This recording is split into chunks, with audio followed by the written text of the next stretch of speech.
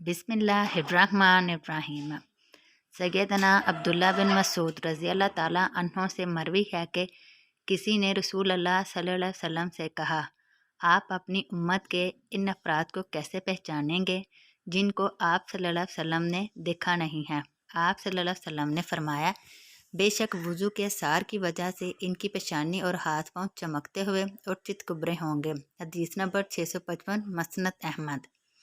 अबू हाजिम कहते हैं, मैं सैयदना अबू हुरैरा रज़ी अल्लाह ताला अन्हों के पीछे खड़ा था जबकि वो वज़ू कर रहे थे और उन्होंने वज़ू का पानी बगल तक पहुंचा दिया। मैंने कहा, ए अबू हुरैरा, ये कैसा वज़ू है? उन्होंने कहा, ए बनु फ़रोख, तुम लोग यहाँ हो, अगर मुझे पता होता कि तुम यहाँ मौजूद हो तो मैंने ये वज़ू नहीं करना था। मैंने अपने हलील सल्लल्लाहु अलैहि वसल्लम को ये फरमाते हुए सुना था, जेवर और जीनत मोमन की इस जगह तक पहुँचेगी जहाँ तक वज़ू पहुँचता है। हदीस नंबर 656 मसनद अहमद।